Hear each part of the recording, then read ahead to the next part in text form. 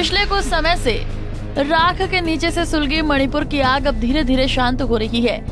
ये वही आग है जिसके लिए भारतीय सेना के साथ असम राइफल्स और रैपिड एक्शन फोर्स ने मोर्चा संभाले हुए है। 4 मई को मैतेई और आदिवासी समुदाय के बीच आगजनी का शिकार हुआ मणिपुर में अभी तक कितने लोग मरे हैं, इसका एक आधिकारिक आंकड़ा जारी कर दिया गया है। ये आंकड़े मणिपुर की सरकार द्वारा जारी किए गए हैं, जिसमें जान गंवाने वाले लोगों की कुल संख्या बताई गई है। क्या आप इस ऑफिशियल डाटा में और मणिपुर हिंसा की असली वजह क्या है, इन तमाम पहलुओं पर नजर डालेंगे। लेकिन उससे पहले मणिपुर में हुई हिंसा को लेकर केंद्रीय कानून मंत्री किरेन रिजिजू ने क्या कुछ कहा, उसे सुनिए।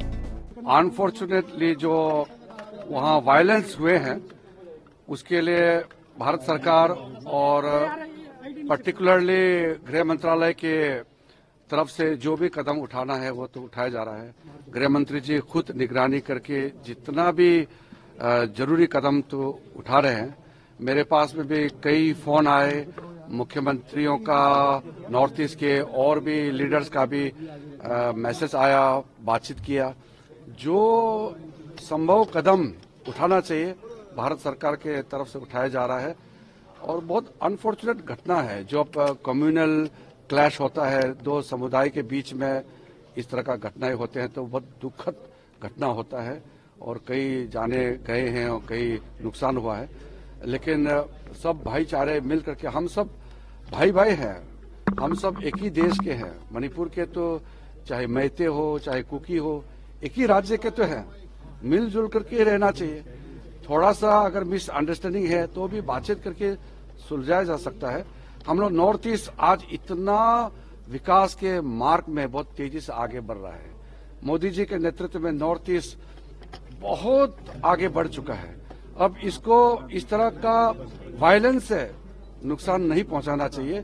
जब इस तरह का घटनाएं होते हैं, मारामारी होते हैं, वायलेंस होते हैं, तो सबसे बड़ा नुकसान हमारे भविष्य को होता है, हमारे युवाओं को होता है, महिलाओं को होता है, हमारा विकास पे ये चोट पहुंचते हैं। मणिपुर जैसे खूबसूरत राज्य में भड़की हिंसा के बाद आखिरकार राज्य की बीरेन सरकार जान गंवाने वाले लोगों के आधिकारिक आंकड़े जारी किए। मणिपुर की सरकार के मुताबिक राज्य में अलग अलग हिंसा की घटनाओं में अभी तक 54 लोगों की मौत हुई है। ऐसा बताया जा रहा है कि हिंसा में जिन 54 लोगों की जान गई है उनमें से 16 शव चुराचांदपुर जिला अस्पताल के मुर्दा घर में रखे गए थे, जबकि 15 शव Jawaharlal Nehru institute of medical sciences में। तो वहीं 23 लोगों की मौत की पुष्टि इम्फाल स्थित regional institute of medical sciences की ओर से की गई है।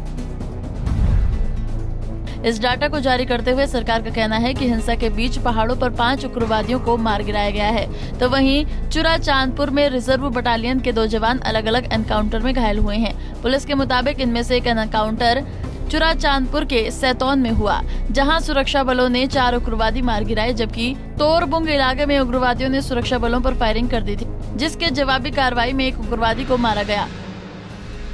हालांकि इन आधिकारिक आंकड़ों को लेकर कई तरह के सवाल भी खड़े हो रहे हैं। कुछ लोगों का मानना है हिंसा के करीब 3-4 दिन बाद सरकार ये आंकड़े जारी कर रही है, जिनमें आधिकारिक मौतों से कहीं ज्यादा स्थानीय लोग इस हिंसा के शिकार हुए। बहरहाल इम्फाल घाटी में शनिवार को मार्केट और दुकानें खुली दिखी, साथ ही सड़कों पर कुछ वाहन भी दिखाई दिए। इस बीच राज्य में सुरक्षा व्यवस्था भी चाक चौबंद दिखाई दी। मीडिया रिपोर्ट्स के मुताबिक अब तक राज्य में कुल 10,000 से ज्यादा जवान तैनात हैं, जिनकी कड़ी सुरक्षा की वजह इम्फाल में लोग सड़कों पर दिखने लगे हैं। अब चलते चलते पूर्वोत्तर के इस राज्य में हिंसा भड़कने की असली वजह क्या है, उसे भी जान लीजिए।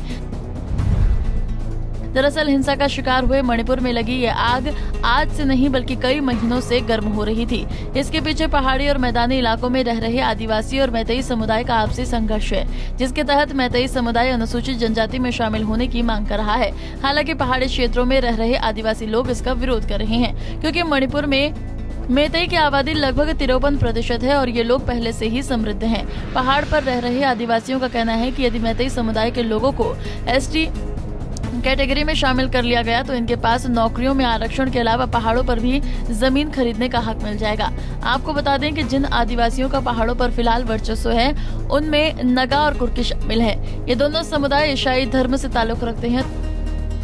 तो वहीं मणिपुर उच्च न्यायालय भी मैतेई समुदाय के लोगों को एसटी कैटेगरी में शामिल करने को लेकर केंद्रीय जनजाति मंत्रालय के समक्ष सिफारिश कर चुका है। Bureau report, Punjab Kesari TV.